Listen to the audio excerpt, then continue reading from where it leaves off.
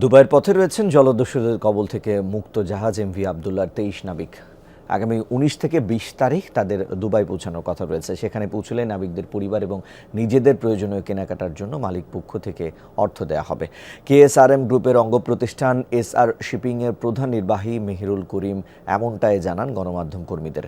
বলেন, ২০০৯ সালে এমভি জাহান মনি উদ্ধারের পর ২৬ জনকে কেনাকাটার জন্য ডলার দেওয়া হয়েছিল। এবারও সেই পরিকল্পনা আছে মালিক পক্ষের।